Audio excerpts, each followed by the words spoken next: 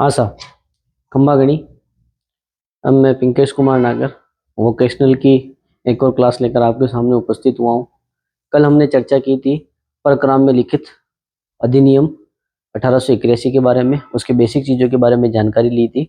आज हम उसके संबंधित कुछ क्वेश्चंस करेंगे और उस पर चर्चा करेंगे, ठीक है। सबसे ये सारी यूनिट है उसकी, ये सब यूनिट मैं कराने वाला हूँ। इसके ही नोट्स कराए मैंने, बाकी सबके क्वेश्चंस कराऊंगा एग्जाम से पहले। 10 तारीख से पहले मैं आपको होती कोशिश सारे इसके यूनिट के वीडियो मिल जाएंगे आपको। पीडीएफ आपको टेलीग्राम चैनल पे मिल जाएगी, उसका लिंक इसी वीडियो के नीचे डिस्क्रिप्शन में है, आप वहाँ पे जाके उसको अपलोड ले सकते हैं। बाकी मैंने मेरा नंबर भी दे रखा है 9660676366। इस पर आप मुझे मैसेज कर दें, पीडीएफ के लिए मैं आपको पर्सनल प्रोवाइड करा दूंगा, ठीक है। चलिए स्टार्ट करते हैं। Unit first, negotiable instrument. First question है परक्राम में लिखतों का अर्थ। हमने पहले ही चर्चा कर ली थी जब बेसिक चीजें की थी। परक्राम में लिखित क्या होती है? कागज का टुकड़ा होती है जिसको हम क्या कर सकते हैं, ट्रांसफर कर सकते हैं। इतनी सी बात को यहाँ पे समझना है, क्या है कि ये क्या है, कागज का टुकड़ा है। परक्राम में लिखित क्या है? अंग्रेजी में इसको निगोशिएबल इंस्ट्रूमेंट कहते हैं। निगोशिएबल का अर्थ होता है डिलीवरी द्वारा हस्तांतरण। सीधी सी बात है, ऐसा कागज का टुकड़ा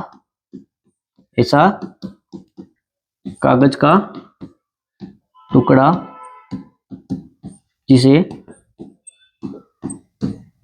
ट्रांसफर कर सकते हैं।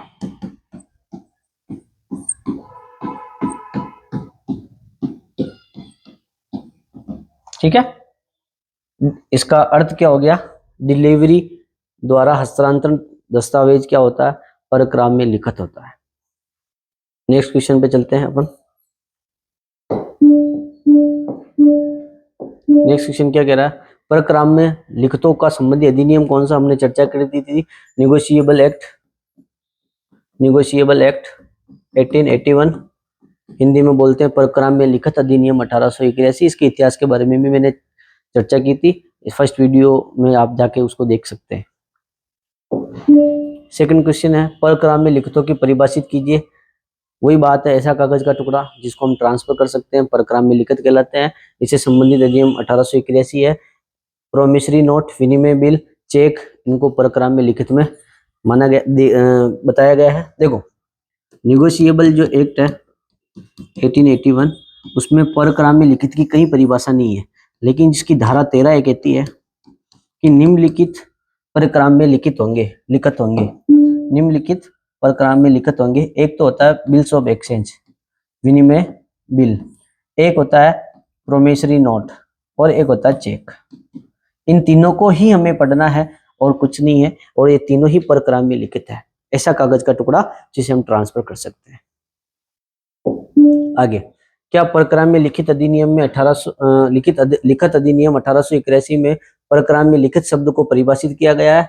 नहीं, अभी मैंने चर्चा की थी, लेकिन इसकी धारा कहती है कि चेक, प्रोमिसरी नोट और विनिमय बिल ये परक्राम में लिखित होंगे। ठीक है, आगे चर्चा करते हैं अपन। परक्राम में लिखित स्टैंड अलोन होते हैं, स्वतंत्र होते हैं, समझाइए। बिल्कुल होते हैं, हाँ, क्योंकि कभी भी कोई भी वाद होने पर इसको प्रमाण के रूप में प्रस्तुत कर सकते हैं। जैसे मैंने चेक दिया किसी को और मेरे खाते में पैसा नहीं है, वो चेक बाउंस हो गया, तो वो मुझ पे केस करेगा, तो उसको इस चेक को प्रमाण के रूप में कोर्ट में पेश कर सकता है कि देखिए मैंने ये चेक लगाया था, इस चेक में इस व्यक्ति का खाता संख्या है, इस व्यक्ति का नाम है, इसके हस्ताक्षर है और इसका पैसा मुझे प्राप्त नहीं हुआ। तो इसके अलावा कोई भी सबूत की आवश्यकता नहीं, वो चेक ही एक तरह का क्या हो गया, सबूत हो गया। इसको बोलते हैं right to sue. Right to sue हमने बात की थी, राइट टू सू के बारे में, वाद का अधिकार। ठीक है, आगे परक्राम में लिखित की विशेषताएं। बिल्कुल मैं आपको बार बार बता रहा हूं कि आप सिंपल सी इन विशेषताओं को याद कर लिए। ये विशेषता किसकी हो जाएगी? चेक की हो जाएगी। ये विशेषता विनिमय बिल की हो जाएगी, और यही विशेषता किसकी हो जाएगी? वचन पत्र की हो जाएगी। इनकी धारा भी याद रखिए। वचन कितने देने हैं? 4, बिल कितने बनाने हैं? 5, और चेक कितने काटेंगे? 6। ठीक है, और इन सब के बारे में किस धारा में दिया गया है? धारा 13 के अंदर दिया गया है। ठीक है, लिखित होना चाहिए, बिल्कुल सही बात है। लिखा हुआ मौखिक तो हो ही नहीं सकता, कागज का टुकड़ा लिखित में होना चाहिए। ठीक है, मांग पर प्रस्तुत, जब भी मांगेंगे उसका पेमेंट करना पड़ेगा। निश्चित राशि होती है उसमें, ऐसा नहीं है कि 1-2 लाख दे दो, 2-3 लाख दे दो, ऐसा नहीं होता है। एक निश्चित राशि उसमें होती है।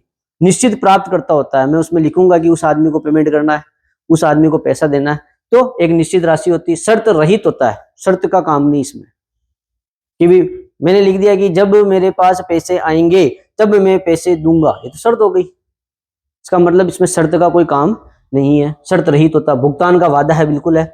आदेश का वाहक जो आदेश देते हैं वो काम करता है ये। और स्थानांतरण करनी होगी, इसकी परिभाषा ही है, ऐसा कागज का टुकड़ा जिसको हम क्या कर सकते हैं, ट्रांसफर कर सकते हैं। चलिए आगे चलते हैं जल्दी से। परक्राम्य लिखित शर्त रहित होता है, बिल्कुल होता है। क्यों?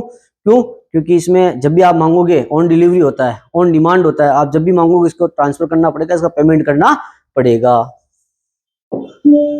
परक्राम्य लिखित के प्रकार कौन कौन से हैं? बहुत सारे प्रकार दे रखे हैं, लेकिन आप ये ध्यान रखिए मेन धारा में कितने प्रकार दे रखे हैं, 3 ही दे रखे हैं। धारा 13 में कितने दे रखे हैं, 3 ही दे रखे हैं, जो भी अपन ने चर्चा कर ली थी। इन सबको अपन पढ़ेंगे, इन सबके बारे में भी मैंने अच्छे से विस्तार से इसके जो नोट्स पीडीएफ है वहां पे मैंने समझा दिया है। इन सब के बारे में, वहां क्या होता है, आदेश क्या होता है, अंतर्देशीय क्या होता है, विदेशी क्या होता है, मांग क्या होता है, उपयोगिता क्या होता है, स्पष्ट क्या होता है, अधूरा क्या होता है, अर्ध क्या होता है, इन सब के बारे में हमने विस्तार से चर्चा कर ली थी। ठीक है, आगे आदेश क्या होता है? जिस व्यक्ति के लिए आदेश दिया जा रहा है उस व्यक्ति को पेमेंट होगा उसका, ये आदेश हो गया परक्रम में। ऐसा लिखित जो किसी आदेश का वाहक होता है, जो आदेश देता है उसी वही काम करता है। ठीक है, मैंने कहा कि भी राम प्रसाद जी को पेमेंट कर दो, तो पेमेंट राम प्रसाद जी को ही जाएगा, आज मेरे आदेश का वाहक हो गया। ठीक है, आगे अंतर्देशीय, जो भारत में निर्मित या आहरित हो और जिसका भुगतान भारत में किया जाता है। सीधी सी बात, अंतर्देशीय मतलब देश का, जो भारत में लिखा गया हो, जो भारत में देय हो, जिसका जन्म भी कहाँ हुआ हो, भारत में हुआ हो। आगे विदेशी परक्रम में लिखित क्या होता है? जो भारतीय नहीं है, जो अंतर्देशीय नहीं है वो विदेशी, जिसका जन्म भारत में नहीं हुआ वो भारत के बाहर हुआ हो। सीधी सी परिभाषा, जो अंतर्देशीय नहीं है, जो अंतर्देशीय नहीं है वो कौन सा लिखित हो गया? विदेशी लिखित हो गया। ठीक है, आगे मांग निगोशिएबल इंस्ट्रूमेंट और समय निगोशिएबल इंस्ट्रूमेंट में अंतर। मांग और समय दोनों आप समझे, मांग जब मांगेंगे जब उसका पेमेंट करना पड़ेगा, यानी ऐसा निगोशिएबल इंस्ट्रूमेंट, ऐसा परक्राम में लिखित जिसका भुगतान मांगने पर किया जाए, और ऐसा परक्राम में लिखित जिसका पेमेंट, जिसका भुगतान समय के बाद, की एक निश्चित समय के बाद किया जाए।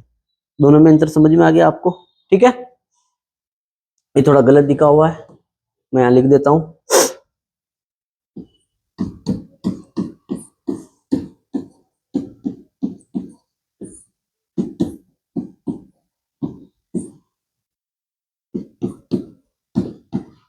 जिसका भुगतान मांग पर हो और समय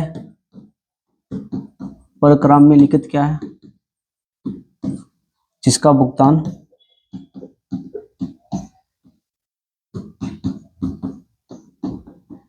एक निश्चित समय बाद हो। ठीक है, थोड़ा सा इसको सुधार कर लीजिए, कल लिखा हुआ है। ठीक है, आगे का भुगतान मांग पर हो, जिसका भुगतान निश्चित समय के बाद हो। ठीक है, चलिए यहाँ पे सही कर दिया इसने, जिसका भुगतान मांग पर हो, जिसका भुगतान एक निश्चित समय के बाद हो। अस्पष्ट क्या होता है? नाम में छुपा हुआ अस्पष्ट, इसकी चर्चा हमने कल वाले वीडियो में विस्तार से की अधूरा और अस्पष्ट। अस्पष्ट का मतलब होता है कि जिसको पेमेंट कर रहे हैं उसको पता नहीं चल रहा है कि आपने क्या दिया, कौन सा निगोशिएबल इंस्ट्रूमेंट दिया, उसको विनिमय बिल दिया या वचन पत्र दिया, प्रोमिसरी नोट दिया या बिल्स ऑफ एक्सचेंज दिया, तो वो उसके ऊपर डिपेंड रहेगा, वो कुछ भी मान सकता है और उसका भुगतान प्राप्त कर सकता है। ऐसा लिखित जिसको देखने पर बिल्स ऑफ एक्सचेंज और वचन पत्र, प्रोमिसरी नोट दोनों में से कोई एक का चयन करना कठिन होता है, तो जो प्राप्त करता होता है उसके पास ये विकल्प होता है कि वह या तो उसको बिल्स ऑफ एक्सचेंज माने या प्रोमिसरी नोट माने, और किसी का भी एक का चयन कर से भुगतान प्राप्त कर सकता है। ऐसा होता है अस्पष्ट। देखो अधूरा और अस्पष्ट में दोनों में इतना सा ही फर्क है, लगते हैं एक जैसे। अधूरा का मतलब कुछ छूट गया, सीधी सी बात, आप थोड़ा सा ट्रिक में याद रखें, कुछ छूट गया।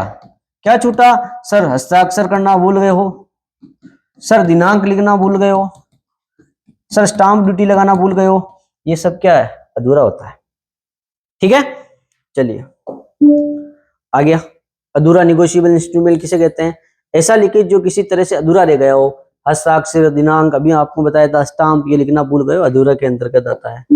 आगे अर्ध, सिंपल सी बात है, अर्ध पराक्रम लिखित हुआ होता है जिसे पृष्ठांकन और वितरण द्वारा क्या किया जा सकता है, हस्तांकित किया जा सकता है, वो अर्ध होता है, मतलब आधा पराक्रम में लिखित। ठीक है। चेक, चेक की परिभाषा ऐसा कागज का टुकड़ा जिसको ट्रांसफर कर सकते हैं, जिसका भुगतान ऑन डिमांड होता है, वो चेक होता है। चेक आमतौर पर कागज का टुकड़ा होता है जो धन के भुगतान का आदेश होता है। इसकी बिल्कुल सारे जो क्वेश्चन है अब आपको इसलिए इजी लग रहे हैं क्योंकि हमने नोट्स में पढ़ लिए थे, और नोट्स कराने का मकसद यही था कि जो परक्राम में लिखित अधिनियम 1881 है, निगोशिएबल इंस्ट्रूमेंट एक्ट 1881 1881 है, वो आपको बहुत आसान लगे, और अब आपको आसान लग रहा होगा क्योंकि इसकी चर्चा हमने पिछले वाले वीडियो में कर ली थी। आगे चेक की विशेषता, इनकी भी सारी विशेष चर्चा हमने कर ली थी। चेक की विशेषता है, परक्राम में लिखित की विशेषता है एक जैसी है, तो आपने वो याद कर ली, ये नहीं भी याद करो वो लिख सकते हो यहाँ पे। ठीक है, सेम वही बातें हैं, लिखा हुआ होना चाहिए, शर्त रहित होना चाहिए, विशिष्ट बैंक का होता है, निश्चित राशि होती है, निश्चित भुगतान करता होता है, और उसमें दिनांक होनी चाहिए, एक निश्चित दिनांक लिखी हुई होती है उसमें। आगे चेक के कौन कौन से पक्षकार होते हैं, चर्चा कर ली थी हमने कल वाले वीडियो में। 3 पक्षकार होते हैं, आदेशक जो चेक लिखने वाला, चेक का निर्माता होता है, जिसको आदेश दे रहा है यानी बैंक, जो बैंक होता है वो क्या करेगा, प्राप्तकर्ता को पेमेंट करेगा, क्या ये प्राप्तकर्ता जिसको पेमेंट प्राप्त हो रहा है। आगे एक चेक में MICR कोड क्या होता है, देखो चेक के नीचे बहुत सारे कोड लिखे होते हैं, ऐसे बहुत सारे कोड लिखे होते हैं, जिसमें कोड होता है MICR कोड। पहले क्या होता था, चेक की संख्या हजारों में होने के कारण उसका उनको हल करना कठिन था, उसमें समय भी अधिक लगता था। आपने देखा होगा चेक में पहले चेक डालते थे, फिर 2 या 3 दिन में पेमेंट होता था चेक से। आजकल बहुत टेक्नोलॉजी डेवलप हो चुकी है, आज इतना फास्ट हो चुका है, आप सुबह चेक डालिए, शाम को उसका पेमेंट आपके खाते में आ जाएगा। तो 1984 में MICR की व्यवस्था की गई। ये चेक जारी करने से पहले बैंक द्वारा आयरन ऑक्साइड इंक से लिखा जाता है, इसमें एक आयरन ऑक्साइड इंक का प्रयोग किया जाता है, ये भी आपके क्वेश्चन बने तो आप थोड़ा सा ध्यान रखिए। ठीक है, इसका पूरा नाम मैग्नेटिक इंक करेक्टर रिकॉग्निशन होता है। इस कोड को समझा रखा है यहाँ पे, क्या समझा रखा है, पहली जो संख्या होती है चेक सीरियल नंबर होता है, अगली जो 9 संख्याएं होती है वो बैंक पहचान संख्या होती है, अगली 3 संख्याएं होती है RBI द्वारा जारी किया कोड, हर बैंक को RBI कोड देता है। ठीक है, अगली 3 संख्याएं होती है वो बैंक की शाखा कोड होती है, कौन सी ब्रांच होती है, और 2 अंक लेन देन कोड होते हैं। तो ये पूरा आप याद रखें MICR कोड के बारे में, अगर आपको पूछे नॉलेज के लिए भी काफी जरूरी है। वाहक चेक हमने चर्चा की थी, या तो जिसको भुगतान करे या वाहक जिसके पास जाएगा उसका पेमेंट उसको हो जाएगा, और ऐसे चेक थोड़ा जोखिम प्रद होते हैं क्योंकि जिसके पास चला जाएगा वो उसका भुगतान प्राप्त कर सकता है। धारक चेक, वाहक चेक, धारक चेक जिसको मिलेगा वही उसका हो जाएगा। ठीक है, क्रॉस चेक, क्रॉस चेक क्या होता है, ऐसा चेक जिस पर ऐसे 2 लाइनिंग होती है, इसको क्या बोलते हैं, क्रॉस चेक कहते हैं। ठीक है, पोस्टेड चेक जिस पे दिनांक लिखी हुई होती है, ऐसा चेक पोस्टेड चेक होता है। पुराना स्टेल चेक मैंने आपको बताया था, कितने महीने, 3 महीने, 3 महीने से पुराना चेक अगर बैंक में प्रस्तुत करेंगे तो उसको क्या करेंगे, बासी चेक कहेंगे, स्टेल चेक बोलेंगे, इंग्लिश में स्टेल बोलते हैं, पुराना चेक बोलेंगे। ठीक है, दिन पूछे तो कितने सर, 90 दिन, आपने बताया था बिल्कुल। अब ये क्वेश्चन आपको आसान लग रहे होंगे क्योंकि इसकी चर्चा हमने कर ली थी। अगर जिसने भी वीडियो नहीं देखा इससे पहले का वीडियो वो आप देखें, आप उसके बेसिक को समझे, फिर आप ये क्वेश्चन करेंगे, आपको आसान लगेगा। आगे एंटीडेटेड चेक, यदि चेक पर उस तारीखों से पहले का अंक, एंटीडेटेड का मतलब होता है पहले की तारीख। आज मैंने 6 तारीख है, 6 तारीख से पहले 4 तारीख लिख दिया तो ऐसा चेक क्या हो जाएगा, एंटीडेटेड, पहले से। पोस्ट मतलब बाद की तारीख लिखी होती है। ठीक है, यहाँ पे समझिए, मैंने को चेक को समझा रखा है। देखिए ये चेक है, चेक से पहले की तारीख लिख दी तो क्या बोलेंगे, एंटीडेटेड चेक। चेक पर कोई तारीख लिखी हुई है तो उसको बोलेंगे पोस्टेड चेक। 3 महीने तक अगर उसको दे रहे हैं तो वैध चेक। ठीक है, इसको 3 महीने बाद, अगर देखो ये आज है, ठीक है, आज के बाद मैं तारीख लिख रहा हूं तो इसको पोस्ट डेट भी बोलते हैं। पोस्ट डेट का मतलब मैंने लिखा जैसे आज है 5 तारीख, ठीक है, और मैं अगले महीने की 5 तारीख का उस पर चेक पे लिख रहा हूं, तो क्या होगा कि अब ये चेक जो होगा शुरू कहां से होगा, यहां से होगा। अगला आदमी इस बीच में से उसका पेमेंट प्राप्त नहीं कर सकते। ऐसा क्यों करते हैं, मैंने इसकी चर्चा की थी कि भुगतान थोड़ा देरी से करना, आपको समय मिल जाता है। ठीक है, 3 महीने बाद क्या हो जाता है, बासी चेक हो जाता है, हमने चर्चा कर ली थी। CTS का पूरा नाम चेक ट्रांजेक्शन सिस्टम, छोटी छोटी से क्वेश्चन है, अपने चर्चा गलती। मल्टी सिटी चेक किया, ऐसे किसी भी बैंक में बनाया जा सकता है। हालांकि आजकल सब मल्टी सिटी हो रहे हैं, किसी भी बैंक में उसको बना सकते हैं। विनिमय बिल क्या है? धारा 5 में कह रखा है कि ऐसा लिखित दस्तावेज जो हस्ताक्षरकर्ता द्वारा बिना शर्त का आदेश होता है कि मुझे फलाने चंद जी को पेमेंट करना है। ये देखिए बहुत ही सारे क्वेश्चन रिपीटेड हो रहे हैं, हमने सब क्वेश्चन की चर्चा कर ली थी, वही क्वेश्चन है। ठीक है, अब आपको बड़ा आसान लग रहा होगा। विनिमय बिल की विशेषताएं, सर आपने कहा था परक्राम्य में लिखित की जो विशेषताएं हैं, लिखित की विशेषताएं हैं, वही विनिमय बिल की होगी, वही चेक की होगी और वही वचन पत्र की होगी, तो इसकी भी विशेषताएं वही है। ठीक है, वचन पत्र किसे कहते हैं?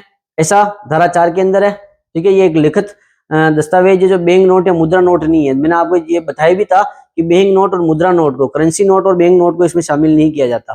तो कारण भी मैंने आपको बताया था, एक व्यक्ति निश्चित व्यक्ति होता है, निश्चित राशि का भुगतान करने के लिए निर्माता द्वारा हस्ताक्षरित कर शर्त रहित एक उपकरण है, जिसको हम क्या बोलते हैं? वचन पत्र बोलते हैं। मैं वचन देता हूं कि मैं फलाने चंद जी को, राम प्रसाद जी को 3 महीने बाद 2000 रुपए दूंगा। अब देखिए यहाँ पे मैंने कुछ सिचुएशन लिखी। मैं राम प्रसाद जी को 500 रुपए देने का वादा करता हूँ, वचन है बिल्कुल है। लेकिन अगला देखिए, मैं राम प्रसाद जी को 500 रुपए देने का वादा करता हूँ यदि आज बारिश होती है, कंडीशन डाल दी, शर्त रख दी। जब शर्त आ जाती है तो वचन पत्र नहीं होगा। ठीक है, आगे दोनों में अंतर, इसमें वादा शामिल है, बिल्कुल है। वचन का मतलब ही होता है वादा, जो वादा किया वो तो निभाना पड़ेगा। बहुत सारी मूवी में डायलॉग होता है, कभी बाहुबली मूवी आई थी, उसमें था मेरा वचन ही है शासन। तो जोक सपाट, वचन पत्र, इसमें वादा शामिल होता है, इसमें आदेश शामिल होता है। इसका दायित्व निर्माता को होता है, इसका प्राथमिक दायित्व अदाकर्ता को होता है, जो अदा करेगा। ठीक है, इसमें 2 पक्षकार होते हैं, निर्माता और भुगतानकर्ता, सीधा। इसमें 3 पक्षकार होते हैं। ठीक है, निर्माता, भुगतानकर्ता और एक और होता है बीच में, जिसको होल्डर बोलते हैं, जो बैंक होता है एक तरह से। इसमें बैंक नहीं आएगा, बीच में जो पेमेंट करेगा मेरा स्वीकार करता और एक प्राप्त करता। ठीक है, स्वीकार करता और प्राप्त करता एक ही हो सकते हैं, लेकिन 3 पक्षकार होते हैं। इसकी ऊपर चर्चा की थी। विनिमय बिल में कौन कौन से पक्षकार होते हैं, वही बात होगी। धारा आ जाएगा, स्वीकार करता होता, प्राप्त करता गया। अभी मैंने आपको चर्चा की थी। विनिमय बिल के बारे में किस धारा में बताया गया? धारा 5 में बताया गया। ठीक है, चेक के बारे में किस में बताया गया? धारा 6 के अंदर बताया गया। वचन पत्र के बारे में किसी धारा में बताया गया? धारा 4 के अंदर। तीनों के बारे में कौन सी धारा के बारे में कहा गया? धारा 13 के बारे में कहा गया कि धारा 13 ये कहती है कि 3 परक्राम्य लिखित होंगे। आगे ये हमने कर लिया था। ठीक है, अब इसके बाद मैं इलेक्ट्रॉनिक हार्डवेयर के जितने भी ओल्ड पेपर आए हुए हैं, क्वेश्चन है, उनको मैं सोल्व कराऊंगा। उसके बाद ब्यूटी एंड वेलनेस। अब कंटिन्यू बिल्कुल आपके पास बिना देरी किए वीडियो और पीडीएफ सहित पहुंच जाएंगे। बस मेरा टारगेट ये है कि थोड़ा सा जल्दी से जल्दी सदस्य मेरे से जुड़े, तो मेरे को थोड़ा मोटिवेशन मिलेगा और मैं इसमें थोड़ा से अच्छा प्रयास करूंगा। और उसमें वोकेशनल के मैं हर सब्जेक्ट को, हर ट्रेड को इतना आसान बना दूंगा कि पढ़ना और पढ़ाना आसान हो जाएगा। जय हिंद, जय भारत।